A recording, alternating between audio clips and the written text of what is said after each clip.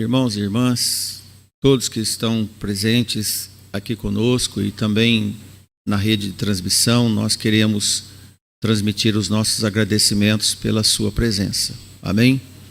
Todos os visitantes da igreja, aqueles que estão vindo pela primeira vez, como nós já noticiamos, a jovem Maísa, a Priscila com seu companheiro que está aqui também, e outros que têm nos visitado, o filho, a nora da irmã Marinalva, e todos presentes são bem-vindos, tá? Nós não fazemos distinção de pessoas. Aqui é lugar de ouvir a palavra de Deus. Por isso nós pedimos que você abra o seu coração, esteja disposto a ouvir, compreender uma mensagem que foi preparada com muito zelo, muito amor e presença de Deus em oração. Amém? Eu peço para que você abra sua Bíblia, quem está com a Bíblia, em Mateus capítulo 16, nós vamos ver do verso 13 ao verso 21. Eu peço que, antes da nossa leitura, nós vamos fazer um breve comentário sobre esta passagem. Ocorre que esse evangelho desse domingo, a mensagem dele situa-se no norte da Galileia, no norte de Israel.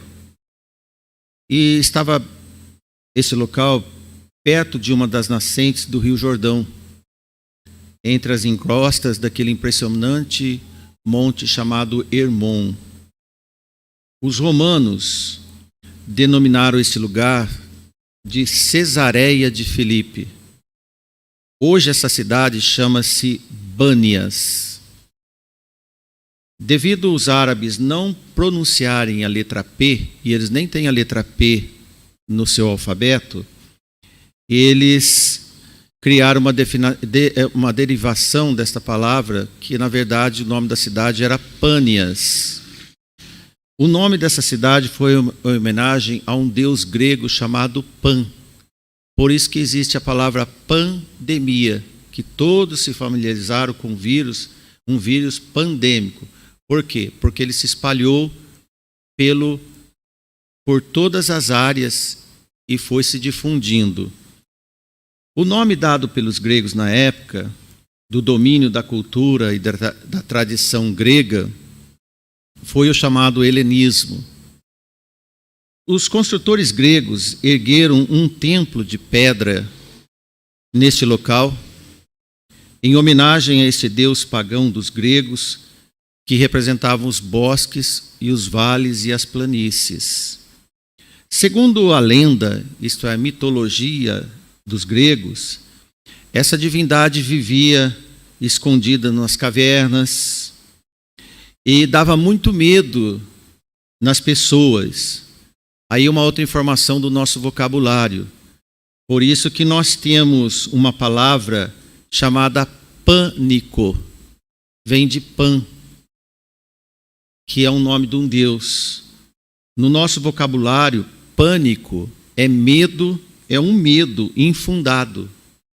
É um medo de lendas, um medo de causa que não existe. Inclusive, há uma síndrome popularizando entre todas as idades que chama-se síndrome do pânico. Quando alguém está com síndrome do pânico, se você perguntar para ele, você está com medo do quê? Ele fala assim, de nada, mas eu tenho medo de tudo. Não é? Então daí vem a palavra síndrome do pânico, o medo do nada, do inexistente. Pois é, irmãos, é importante o significado de tudo que nós falamos para você neste momento, para você compreender melhor a nossa leitura e a explicação dela depois. Este comentário que nós fizemos para você, ele serve para abastecê-lo, o sermão, pelo motivo que o nosso Senhor Jesus se apropriou deste lugar pedregoso, que nesse lugar tem muitas pedras e templos de pedras, inclusive um templo para esse deus Pan e pagão. E na nossa leitura você vai ver que Jesus faz duas perguntas. Na verdade, uma pergunta só para dois públicos. E ele pergunta: o que falam de mim e o que vocês, meus discípulos, andam dizendo de mim? Esse é o sermão de hoje. O que falam de mim, o que vocês falam de mim. Vamos à leitura? Que Deus nos ajude. Leitura de Mateus capítulo 16. E chegando Jesus às partes de Cesareia de Filipe, é o lugar que nós comentamos, interrogou seus discípulos dizendo: que dizem os homens ser o Filho do Homem? E eles disseram uns João Batista, outros Elias, e outros Jeremias, ou um dos profetas. Disse-lhes ele: e vós, quem dizeis que eu sou? E Simão respondendo, disse-lhe: Simão respondendo, disse-lhe: tu és o Cristo, filho do Deus vivo. E Jesus respondendo, disse-lhe: bem-aventurado és tu, Simão Barjonas, porque tu não revelou a carne e o sangue, mas o meu Pai que estás nos céus. E também eu te digo que tu és Pedro, e sobre esta pedra edificarei a minha igreja, e as portas do inferno não prevalecerão contra ela. Vou abrir um parêntese aqui agora, para quem tem dúvida de que Jesus falava dele mesmo. Em 1 Coríntios capítulo 3, versículo 11, nós lemos o seguinte: Paulo dizia: porque ninguém pode pôr outro fundamento é pedra, além do que já está posto, a pedra, a rocha eterna, Jesus, o qual é Jesus Cristo. Só para você notar que não era Pedro a pedra é o próprio nosso Senhor Jesus Cristo. Continuando a leitura agora no versículo 19, ele continua: e eu te darei as chaves do reino dos céus, e tudo que ligares na terra será ligado nos céus, e tudo que desligares na terra será desligado nos céus. Então mandou aos seus discípulos que a ninguém dissessem que ele era Jesus, o Cristo. Amém? E agora o versículo 21. Desde então começou Jesus a mostrar aos seus discípulos que convinha ir a Jerusalém e padecer muitas coisas dos anciãos e dos principais dos sacerdotes e dos escribas, e ser morto e ressuscitar no terceiro dia. Amém? Vamos orar. Amado Deus, nós te pedimos paz, equilíbrio para poder falar da sua palavra, que o Senhor nos dê um bom ânimo, boas atitudes em palavras, que possamos chegar e atingir cada coração aqui presente, aqueles que nos ouvem, segundo a sua vontade. Nos ajude, tenha misericórdia de nós. Pedimos por todos os pedidos feitos em orações nessa igreja, e em nome de Jesus nós te agradecemos. Amém. O versículo 20, Jesus pede para não espalhar essa conversa com ninguém. Pode ser que você tenha um pouco assim de curiosidade em saber o que aconteceu. Na verdade, Jesus proibiu que eles dissessem a qualquer homem que ele era o Messias. Provavelmente, irmãos, para não causar grandes perseguições generalizadas e antecipadas nos seus discípulos, pois eles eram ainda imaturos sobre a natureza do reino que Jesus estava pregando para eles. Por esta razão, Jesus achou melhor deixar o mundo julgar apenas ele e centrar a perseguição apenas nele, pelo menos naquele momento. Este é o nosso Senhor Jesus, que sempre nos protege, que sempre tem as suas asas para nos proteger, sempre assumindo sozinho os seus sofrimentos. Amém?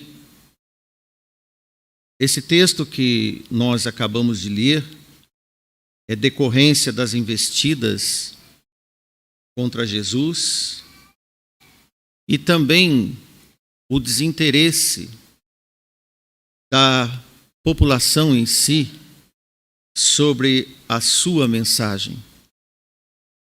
Num cenário geográfico que nós acabamos de comentar com você, repleto de rastros de paganismos dos gentios pagãos e romanos, como pano de fundo, as pedras dessa conversa. Mas tanto aqueles fermentadores religiosos que nós lemos no último versículo, já perseguindo publicamente Jesus, quanto o povo que foi fermentado por eles, estavam desinteressados do anúncio do reino que Jesus pregava e implantava. Irmãos, tudo ainda era muito estranho para aqueles homens, embora nada deveria ser novidade para os que atentavam nas palavras dos profetas, que já anunciavam que Jesus havia de vir. As multidões que o seguiam não acolheram de coração a mensagem messiânica do nosso Senhor Jesus e Salvador.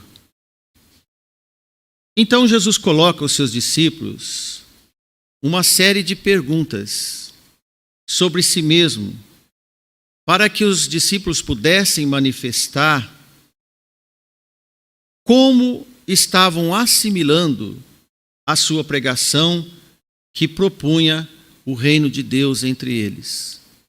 É como terminar essa pregação hoje e perguntar para você o que você achou da pregação, que sentido fez para você. A mesma pergunta Jesus fez para os seus discípulos. E ele também queria saber o que os homens falavam dele. Então Jesus fez essas perguntas, porque ao estudarmos esse texto, podemos dividir a conversa de Jesus em duas partes, e nós veremos. A primeira, de caráter mais estudo sobre Jesus, chama-se na teologia cristologia. Isto é, um estudo sobre Jesus, o homem enviado por Deus, e a doutrina deste homem, Jesus, ensinada aos homens. Por isso que a pergunta dele foi: o que é que os homens acham de mim, como homem, e o que vocês entendem de mim, como filho do homem? Irmãos, na resposta sobre o que os homens imaginavam ser Jesus, foi nítido que os seus discípulos responderam que era apenas pelo que viam em Jesus. E a resposta de um e outro discípulo, não diz quais dos discípulos falaram, provavelmente vários, foi que uns achavam que o Senhor Jesus era João Batista, que tinha sido degolado por Herodes. Outras pessoas diziam que o Senhor era um profeta Jeremias, ou que o Senhor era um dos profetas conhecidos. Resumindo todos esses conceitos que eles achavam de Jesus, eles pensavam que Jesus era uma nova versão de algum profeta conhecido e nada mais. E nada mais. Como se hoje perguntasse o que você acha da igreja, é dizer assim: a igreja fala coisas boas, fala coisas de Deus, mas o que significa falar coisas de Deus para vocês? Para mim só isso, é suficiente. Mas a palavra é muito mais que falar palavra de Deus, é pregar a sua salvação. E isso Jesus queria saber deles. E agora você veja que os discípulos de Jesus ouviram uma gama de achismos dos homens, porque os homens acham tantas coisas das igrejas que pregam o verdadeiro evangelho, de quem eles supunham ser Jesus de Nazaré. Mas nenhum deles disse ter ouvido de alguma pessoa da população ou dos religiosos que ele era o Messias, o aguardado redentor do povo. E ele era tão aguardado ansiosamente por toda a nação, mas ninguém falou que ele era o Messias. Disseram muito de profetas, mas que ele era o enviado de Deus, ninguém falou. Ninguém falou. O prometido dos judeus, e ele estava lá presente e eles não notaram. Sobre esta triste constatação, Jesus agora parte para a segunda pergunta dentro dessa pergunta geral. E ele agora dirigiu aos seus discípulos e quis saber a opinião deles. O que vocês acham de mim? E vós, quem dizeis o que eu sou? É como perguntar para você que está aqui, o que você diz de Jesus? A nossa pregação é para você. Não é para contar a história de um lugar de Felipe e de outra cidade, de outro nome. Isso foi só para você enriquecer, de Bânias. Quem é Jesus para você? Foi então, irmãos, que Pedro, o porta-voz dos discípulos, disparou uma resposta sem gaguejar. Pedro não pensou duas vezes para responder. E Pedro responde: Senhor, tu és o Cristo, o Filho do Deus vivo. Pedro sim disse: tu és o Messias. Ah, irmãos, Pedro responde convicto, do fundo do seu coração, através do Espírito do Senhor. Não era o Pedro homem que estava respondendo, mas o Senhor que estava falando por Pedro. Assim são os filhos de Deus. O Senhor fala por eles. Aquele Pedro que gerava desconfiança até pouco tempo, e que por muita fala ele tinha e pouca fé ele possuía, agora manifestar um homem de crença. Mais para frente nós podemos ver que Pedro caiu de novo. Mas nesse momento ele revelou o Senhor. E Jesus agora, tão alegre com a resposta de Pedro, pela notícia maravilhosa daquele Pedro tão sincero, mas muitas vezes inseguro também, porque nós podemos ser sinceros, mas inseguros, e Pedro era assim. Mas agora não. E pelo fato de o Senhor ter convivido com os discípulos por todo aquele tempo, nas suas fraquezas, naquele momento tão importante para dar os passos seguintes da sua missão, arranca uma resposta tão convicta de Pedro. E Jesus praticamente diz: parabéns, Pedro. Você é maravilhoso, Pedro. O Pai manifestou em você.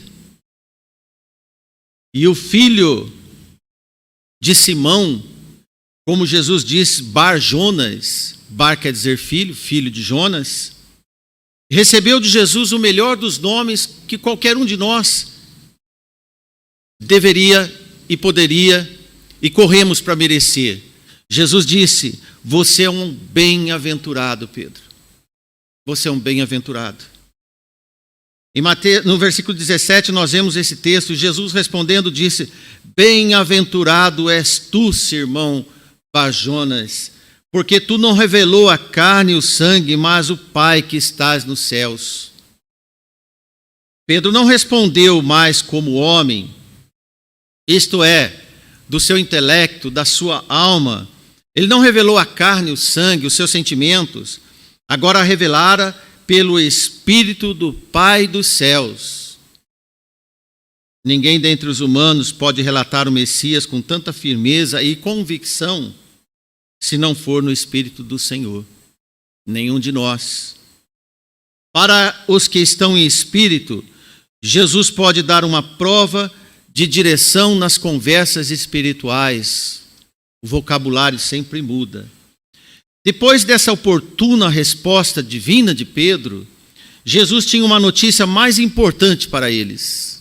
Sempre assim, quando nós avançamos nas questões de chegar mais perto do Senhor, Ele traz para nós coisas mais interessantes nas nossas vidas. Não pense que o Senhor vai te trazer coisas interessantes se você não for interessante para Jesus. Ou se você não deixar que Ele te ilumine. Agora sim era o momento de tocar nos assuntos dos degraus mais perto dos céus, das coisas do reino eterno. Amadurou o coração deles naquele momento. Era oportuno informá-los de que Jesus estava prestes a organizar uma rede de relacionamento diferente, irmãos, de tudo que tinha havido até então. E que nunca houve antes. E que no futuro breve iria se chamar a Igreja de Jesus, tal como esta aqui. Antes não existia igreja nenhuma, mas Jesus já estava organizando a sua igreja preparando os seus discípulos. Jesus precisava de ouvir deles quem era Jesus para poder organizar a sua igreja. A igreja de Jesus não foi organizada por homens. Todas essas igrejas que você vê aí fora com o nome de homens não é de Jesus. Mas a igreja onde prega Jesus e não tem nenhuma estrela aqui dentro, a não ser o Rei Jesus, esta igreja é de Jesus, porque só fala dele. De forma, meus irmãos, que Jesus tinha que dar sequência à expansão da sua mensagem. E eles seriam os portadores das chaves da porta de entrada do reino dos céus. Que privilégio tem a igreja do Senhor. E Jesus disse a Pedro, versículo 18, e também eu te digo que tu és Pedro, e sobre esta pedra edificarei a minha igreja, e as portas do inferno não prevalecerão contra ela. Preste atenção no que Jesus disse agora. O grau subiu, o nível de responsabilidade aumentou, e as bênçãos foram derramadas. E assim pode ser na sua vida. A palavra do reino estaria nas responsabilidades deles, assim como a palavra do reino hoje está na responsabilidade das igrejas verdadeiras do Senhor. Deveriam assumir esta importante missão, agora inédita, pois no Antigo Testamento estava reservado aos profetas, aqueles que achavam quem era Jesus. Agora a palavra da graça salvadora estaria nas mãos deles, da igreja do Senhor. O ID estava sendo organizado e fomentado entre eles, alicerçado na rocha eterna, o próprio Jesus, a rocha que fazia presente ali, irmãos, face a face com eles. Jesus presente. E esta igreja não vai se firmar nestas rochas naturais que estavam espalhadas no chão ou organizadas nas construções, como essas que temos nesse terreno, dizia Jesus,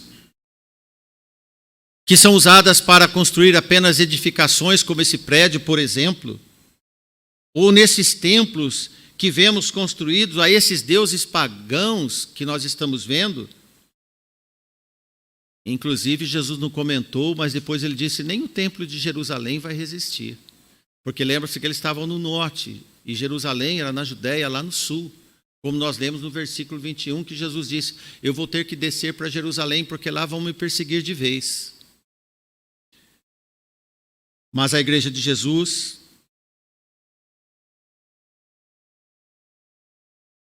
ela ia resistir, como tem resistido, que nenhuma coisa qualquer destrói a igreja do Senhor.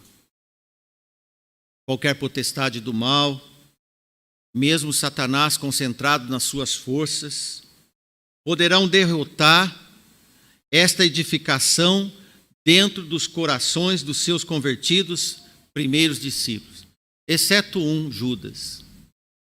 Satanás, irmãos, não tem poder sobre a igreja do Senhor, porque a igreja do Senhor é cada um de vocês que estão aqui. E a palavra nos diz, resistir ao diabo e ele fugirá de vós. E Jesus dizendo que as portas do inferno nunca iam prevalecer sobre a sua igreja. Virão tempestades, irmãos, e como nós sabemos o que é tempestades? Virão provações, irmãos, e como nós sabemos o que é provação? Virão tormentas, irmãos. Quantas famílias da igreja já não passaram por tormentos, por dificuldades, mas não foram destruídas. Satanás não tem poder para isso e não vai destruir. Jesus vinha antecedendo este assunto com seus discípulos sobre a fundação que é essencial para toda a base de estrutura, porque o que vem acima da estrutura, numa fundação bem sólida, nada vai derribar.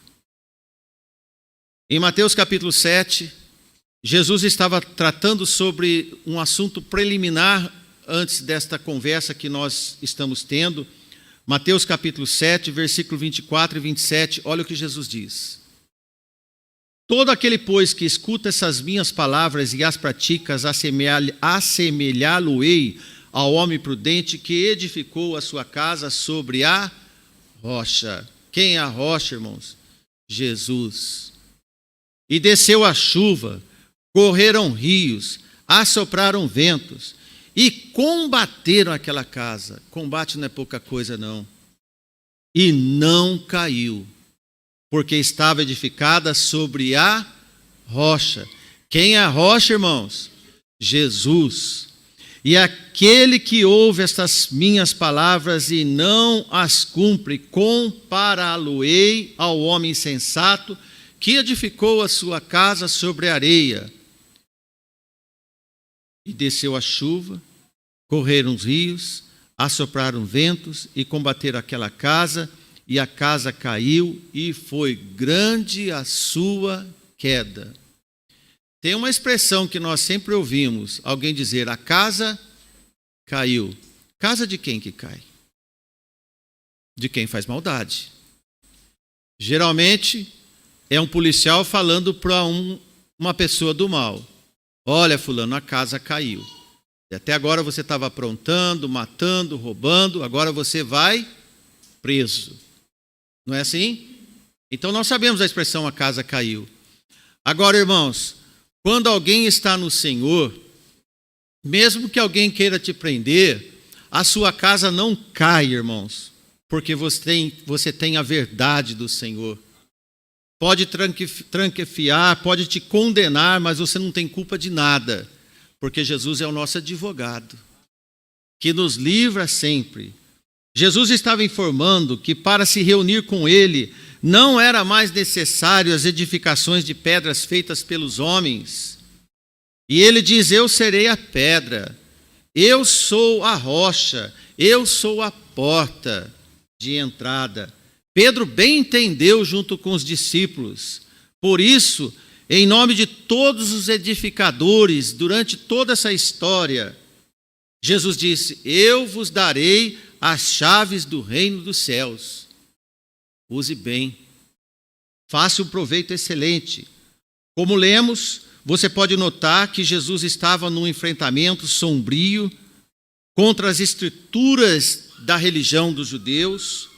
O profeta Isaías mencionara essas referências ou essas resistências obstinadas como sendo Jesus um tipo de pedra de tropeço que viria para esses religiosos estruturados nas suas próprias convicções religiosas ou pedras físicas que fundamentavam a sua religiosidade. A partir daqueles dias, Jesus, com seus discípulos, estava ocorrendo uma definição mais clara do entendimento do reino dos céus. Veja o versículo 21. Desde então começou a Jesus mostrar aos seus discípulos que convinha a Jerusalém e padecer muitas coisas dos anciãos e dos principais dos sacerdotes e dos escribas, e ser morto e ressuscitar no terceiro dia. E a igreja ia continuar. A chave estava nas mãos dele. É por isso, irmão, a igreja ia continuar na responsabilidade de todos aqueles que servem e honram ao Senhor. Mas, entretanto, precisamos de comentar com você. Para os rebeldes e esses que Jesus cita, Jesus é um escândalo,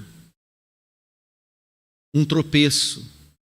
Pois quando vão de afronta ao Senhor Jesus, a rocha eterna, inevitavelmente tropeçam. Qualquer um aqui que for contra a palavra de Deus vai tropeçar. E Jesus vai ser um escândalo na sua vida. Para os que querem desviar, ou fugir, ou cortar atalho, também caem severos tombos e lamentáveis tombos. Não há como enfrentá-lo, tampouco como fugir da rocha eterna. Na verdade, você tem apenas duas opções. Ou você segue Jesus, ou vai ficar tropeçando nele a vida toda. Esta rocha pode edificar a sua vida, ou pode fazer da sua vida um tropeço. Porque tudo que você fizer sem Jesus, a casa cai. É esta a expressão certa. E serão todos demolidos como foi o templo. Não permanecerá na sua vida pedra sobre pedra, como foi o templo. Tudo que você fizer de bom na sua vida, nada vale se Jesus não for debaixo dessa edificação. Paulo explica essas situações em 1 Coríntios capítulo 3. Quem edifica sobre o fundamento e qual o material que você usa. Sem Jesus, qualquer um de nós, seremos como um monturo. Monturo é um lixão. É forte a palavra. Sem Jesus, nós somos como um lixão que se resta e que não serve para nada. E descobrirão que tudo sem Cristo torna um entulho de obras mortas. Nós não temos notícia de alguém sem Cristo que morreu em paz. Nós não temos notícia de ninguém que sem Cristo teve uma vida edificada. Pode ter ficado rico, pode ter sido muito famoso, mas o dia que morreu, não levou nada e vai sofrer muito. E agora nós vemos que passo a passo definia-se quem era Jesus para cada um. Assim agora para nós. Define-se neste tempo, na sua vida, quem é Jesus para você. Para os que creem, o Salvador, a rocha eterna, precioso, a principal pedra da edificação na sua vida, o seu fundamento, como está escrito, a principal da esquina. Como escreveu o nosso renovado agora Pedro, na sua primeira carta, capítulo 2, versículo 7, Pedro escreve: assim para vós, os irmãos, os que credes, Jesus é precioso. Mas para os rebeldes, que não creem, a pedra que os edificadores reprovaram, esta foi a principal pedra da esquina. Reprovaram. Como escreveu o profeta Isaías, o Messias é o nosso santuário. Vamos ler daqui a pouco. Jesus dissipa os medos. Jesus dissipa os pânicos. Para os incrédulos, Jesus é uma armadilha, é um tropeço como cegos. Para os, como Pedro escreveu, os pedras vivas, Jesus é o refúgio. É o ancoradouro. Quando nós estamos tristes, recorremos a Jesus e oramos. E Ele nos conforta. Quando precisamos de ajuda, recorremos nas nossas orações e a ajuda vem do Senhor. Mas, irmãos, Jesus sempre será um estorvo, um obstáculo para os mundanos. Pode ver, eles não querem saber de Jesus, não querem ouvir de Jesus, fogem de Jesus. Certamente estarão e serão acometidos de muitos pânicos. Lembra do nosso início? O medo sem causa? A pedra principal estará diante deles. Não tem como ignorar. Não há como desviar. E não há como não tropeçar nele. Isaías 8,14, o profeta escreve: então ele vos será por santuário, mas servirá de pedra de tropeço e rocha de escândalo as duas casas de Israel, por armadilha e laço aos moradores de Jerusalém. É Jerusalém para onde Jesus ia. Os primeiros tropeçadores foram os judeus, como nós vemos escrito. Logo em seguida vieram os gentios que também zombaram e zombam dele. Todos serão humilhados diante do Filho de Deus, cedo ou tarde. Foi tão somente após a manifestação de crença e fé de Pedro, em nome dos seus companheiros, que o Senhor direcionou a Pedro a segunda parte e os incumbiu junto a ele a responsabilidade delegada aos pedras vivas. Como nós lemos Pedro escrever em 1 Pedro 2, 4 e 5. Novamente, e chegando-vos para ele pedra viva, reprovada na verdade pelos homens, mas para com Deus, eleita e preciosa.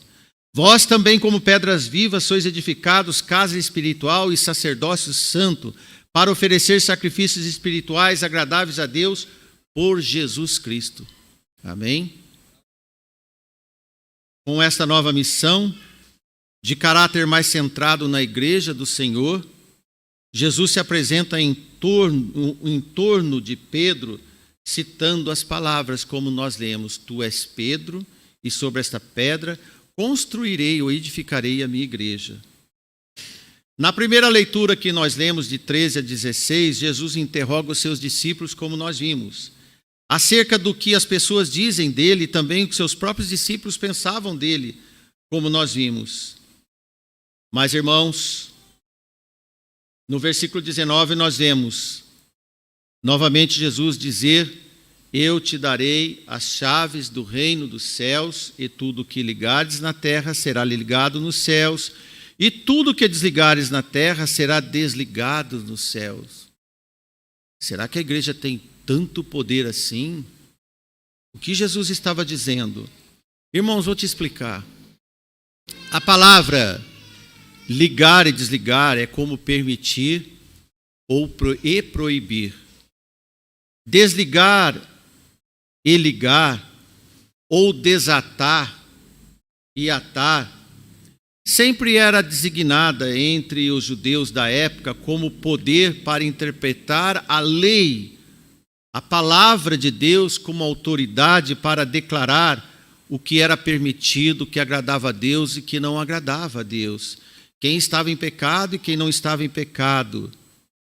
O evangelho agora do Senhor, que nós temos a palavra de Deus, nos dá as chaves para dizer o que agrada e o que desagrada a Deus, o que liga a Deus e o que não liga a Deus. A chave, irmãos, está aí com você. Basta você ler. Basta você entender. Amém? Neste caminhar que nós estamos, de século 21, cada um de nós deve ser continuador da igreja que Jesus edificou e continua na sua edificação. Pedra por pedra. Tijolo por tijolo. Como nós vemos, cada tabernáculo. Tabernáculo é aquelas casas que os judeus montavam, móveis para abrigar. Se coloca como pedra viva ou se exclui como pedra morta. A palavra vai te orientar. Pedra viva produz frutos. Se encaixa no templo santo de Deus. Pedra viva está assentada sobre o fundamento, Jesus nosso Senhor, até a sua finalização do templo santo, quando no dia da volta do Senhor. Amém? E para concluir, a pergunta sempre será colocada no seu coração: quem é Jesus? Questão esta, feita a cada um de nós, que se afirma ser crente ou cristão. Podemos perguntar e você vai responder no seu coração: e você? O que diz de Jesus? E você? Quem é Jesus na sua vida? Na verdade, cada um de nós deve colocar essa pergunta tão sincera e honesta do coração, e você não tem que dar a resposta para mim, porque quem pergunta é Jesus. A resposta se dá para Ele nas suas orações. Você depois pode só professar aqui na igreja: eu tenho Jesus no meu coração. Ele é o meu rei. Ele é a pedra salvadora. Ele é a minha rocha eterna. Cada um deve interrogar-se a si mesmo e ter certeza em qual estrutura você está armado. Por exemplo, agora, nesse instante, em qual estrutura você está edificado ou edificada? Veja que não tem segredo. Todos nós sabemos nesse momento quem é a fundação, a fundamentação das nossas vidas.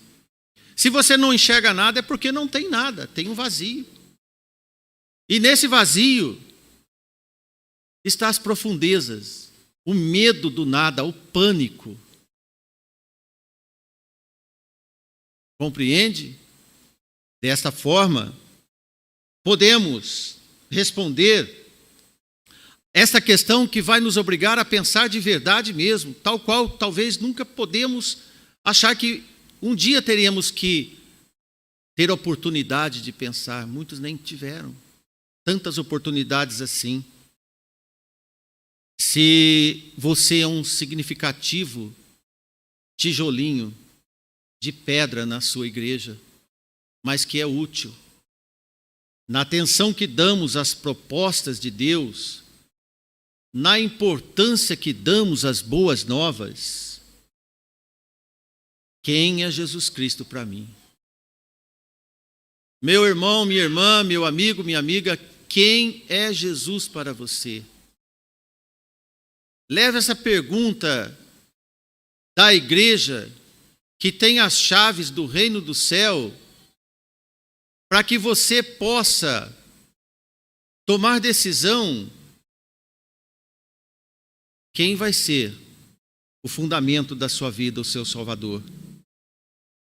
Porque a resposta deve ser clara, sem dúvida, e deve ser como a resposta de Pedro, no Espírito do Senhor, porque é Ele que te chama. Não na carne, no seu temperamento, nas suas emoções. Igrejas que tratam de emoções tem muita por aí, mas as que estão falando com você dessa forma são poucas. E você vê o que está escrito, como Jesus fez, e o que a maioria das igrejas fazem, e o que as igrejas sinceras fazem. De forma que, se você em espírito está respondendo como Pedro respondeu, Senhor, meu Deus, eu quero sim, cada dia estar mais certo, que o seu Filho amado, que morreu na cruz por causa de mim, o Messias, o Redentor que eu creio, é o Filho de Deus. E eu tenho certeza que Ele está para me salvar. Eu entrego, meu irmão, minha irmã, meu amigo, minha amiga principalmente, afirmar essas palavras em espírito é começar uma maravilhosa caminhada com Jesus, em união fraternal com Deus e com os irmãos, lado a lado, como tijolos de pedras assentados, e Jesus nos sustentando. Que bom ser a igreja do Senhor. Que bom. Deus te abençoe. Deus nos ajude sempre. Amém.